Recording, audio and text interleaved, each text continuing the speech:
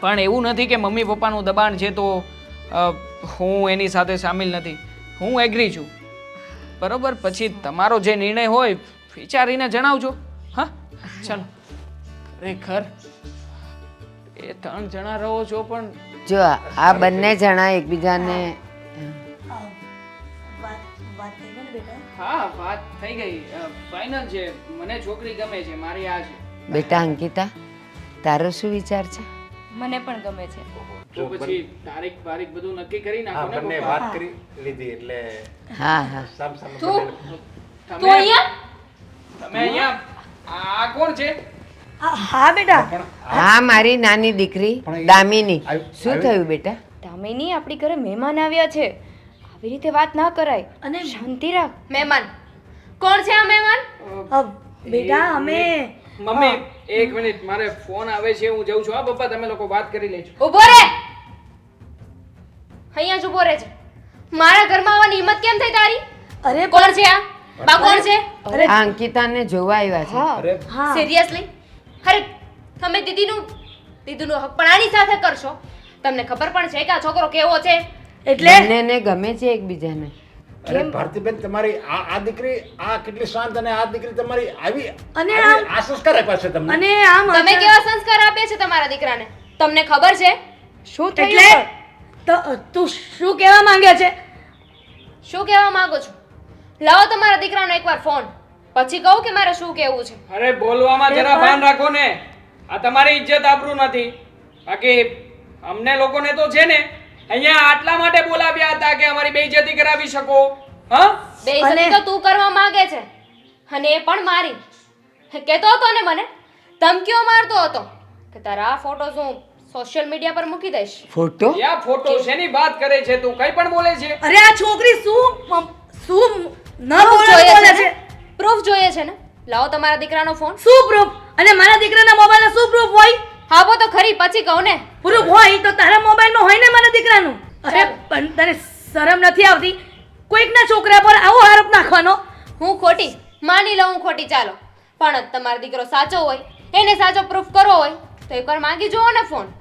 પણ હું એમ કહેવા માંગુ છું કે મારા દીકરા પર આરોપ નાખે છે તો પછી પ્રૂફ તારા મોબાઈલમાં હોવા જોઈએ ને. મારા દીકરાના મોબાઈલ શું કરવા માંગે છે? એક મિનિટ મમ્મી, આ દૂધનું દૂધ અને પાણીનું પાણી કરી જ નાખીએ ને. ફોન જોઈએ છે ને, સિમ્પલ વાત છે. લોક ખોલીને આપું છું.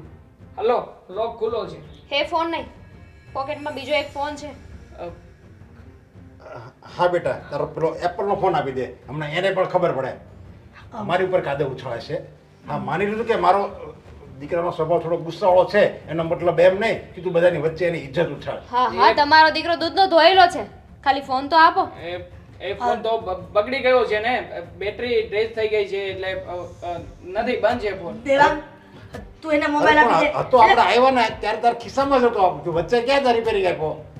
ખોટું બોલમાં જો કાઢ હોય તો કાઢ. દીકરા બધા મોબાઈલ ફોન આપી છે દે તારા ને. હાથમાં. તું કાં એટલો બધો ડરે છે? ખબર પડે ને લોક કે ખોલી નાખ. મારો દીકરો બે ગુનેગાર છે. છે ને, હમણાં સાબિત કરું. લે, હમણાં ખબર પડી જાય. આ દુનિયામાં સારા માણસોના તો કઈ જમાનો જ નથી. હા, તમારો દીકરો, હા, એની માણસાઈ જુઓ, કેટલો સારો છે જુઓ ને. આ બધી છોકરીઓ સાથે શું કરી રહ્યો છે? એમાં એક ફોટો મારો પણ છે, દેખાણો. બસ તો સારો આવ્યો છે ને, વાત સાબિત થઈ ગઈ ને. હા, જે કરવાનું હતું એ તે કરી નાખ્યું છે. હવે વધારે કોઈને કઈ કહેવું છે? કહીશ ને, આજે બધું જ કહીશ. અત્યાર સુધી છે ને બહુ બી તારાથી, બહુ ડરીને રહી તારાથી. તમને ખબર છે તમારા દીકરાએ શું કર્યું છે? શું કર્યું છે? હું રસ્તામાં ચાલી જતી હતી, અચાનકથી ક્યાંકથી મને ભટકાઈ ગયો, મારો હાથ પકડ્યો, જબરદસ્તી કરીને મને રેપ કર્યો છે મેં તારો. એક વાર નહીં પણ 4 વાર રેપ કર્યો છે. દેવાંગ! કહી દે ને બધાને, શું ફરક પડવાનો છે આનાથી? હા હા, દેવાંગ, હા તું બોલે છે, જૂઠું બોલે છે. કહી દે ને એકવાર શું બોલે છે તું? આ જુઠ્ઠું. તમે એના ફોનમાં તો જુઓ, મારા એકના નહીં, મારા જેવી કેટલી છોકરીઓના ફોટા છે, એમાં વિડીયોઝ છે, અને બધાને બ્લેકમેલ કરે છે. હું જ્યારે બોલાવું ને ત્યારે તારે આવી જવાનું, હા નહીં તો તારા ફોટોઝ છે ને એ હું વાયરલ કરી દઈશ, તારી બદનામી કરીશ. તારા મા બાપની ઇજ્જતને હું ધૂળ ધાણી કરી દઈશ. અરે એનો મતલબ એવો તો નથી ને કે મારો દીકરો કોઈકની સાથે ખરાબ વર્તન કરે. બસ હિરલબેન, તમારા છોકરાએ સાબિત કર્યું કે એક વાર નહીં એણે 4 વાર મારી છોકરી પર રેપ કર્યો છે. ઘરમાં ઈ માંદી રહેતી હતી. 17 વખત પૂછવા પછી પણ એણે નથી કીધું કે એને શું તકલીફ છે. શરમ તો આને આવી જોઈએ. કે આપણે આપણા આવા નરાધમ દીકરાને આપણો દીકરો માનીને આપણા ઘરમાં રાખતા હતા. અરે કોઈ છોકરી ખોટું ન બોલે, એના ચારિત્ર્ય વિશે તો કોઈ છોકરી પોતાનું ખોટું બોલે જ નહીં, ગમે એવી દુનિયાની સ્ત્રી હોય. આંટી કેટલો બેશરમ છોકરો હજી ઊભો ઊભો જોવે છે, નાલાયક જેવો. આંટી તમને ખબર પણ છે મારી પહેલા કેટલીય છોકરીઓ હતી, એની સાથે ને એવું જ કર્યું. અને જે છોકરીઓના ફોટોસ એને વાયરલ કર્યા છે ને એને આત્મહત્યા કરી લીધી. હા, કારણ કે કોઈને મોઢું દેખાડવાને લાયક નહોતી ને. મા બાપની ઇજ્જત, પોતાના મા બાપને શું જવાબ આપે કે મેં આવું કાળું મોઢું કરાવ્યું છે, જ્યારે કે એ છોકરીને તો કોઈ વાંક જ નહોતો. સાચું કહ્યું ને? લાયક તું મારો દીકરો થવાને લાયક જ નથી. અને અમે મા બાપ તારા માટે મરી ગયા છીએ.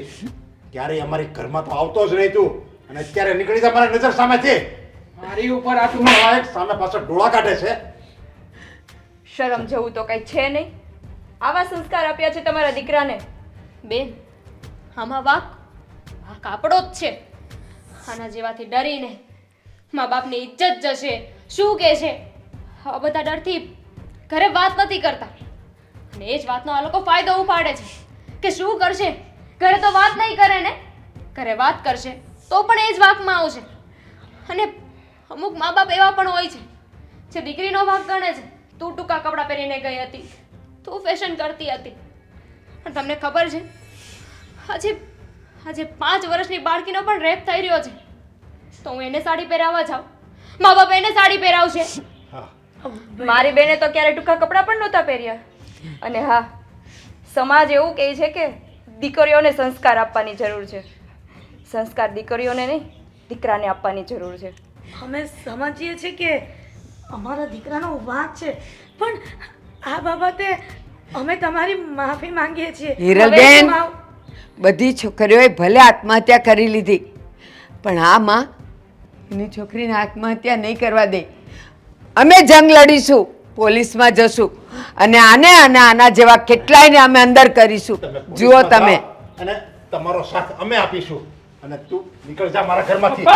તું અમારા માટે મરી ગયો છે, ક્યારે મારી સામે નહીં આવતો. નહીં આવું, મને કઈ જરૂર નથી તમારી. હવે જોઈ લેજો તમારા કેવા હાલ થાય છે. બેટા, અમને માફ કરી દેજે. મારી બેનની ઇજ્જત તો કાઢી નાખી. હવે માફી માંગીને શું ફાયદો છે? બસ દીકરા, મા બાપનો શું વાંક છે? આવા કપાતરો જે ઘરમાં જન્મે ને એના મા બાપ તો આમ જ ડૂબી જાય છે. કીધું ને બા, વાંક મા બાપનો જ છે. સંસ્કાર દીકરાને આપવાની જરૂર છે, દીકરીને નહીં. અને દીકરી તો સંસ્કાર માના કુખમાંથી લઈને આવે. હા, મા બાપે આપ્યા જ હોય, પણ એ સંસ્કાર ખાલી ઉમરાની અંદર રહે છે. જેવો ઉમરો ઓળંગે ને એટલે મોહલ્લાના સંસ્કાર છોકરાઓમાં આવી જાય છે. એમાં આવા સારા મા બાપ શું કરે? ના, આ બેટાની વાત સાચી છે. મેં મારા દીકરાને ખૂબ લાડકોડ કરેલો. નાનપણથી ક્યારે અમે એને ગુસ્સે કર્યો જ નથી, ખીજાતા જ નહીં અમે. પણ આ અમારા લાડ પ્યારના હિસાબે જ એ બીજી દીકરીઓની જિંદગી બગાડે છે. તો વાંક જેટલો એનો છે ને એટલો અમારો પણ છે. સારું, ત્યારે અમને રજા આપો. જય શ્રી કૃષ્ણ. રજા તો આપીએ છીએ, પણ જ્યારે કોર્ટની તારીખ આવે ને ત્યારે પહોંચી જાજો. હા બેટા, અરે હું જ બધો ખર્ચો આપીશ મારા દીકરાની સામે કેસ લડવા માટે.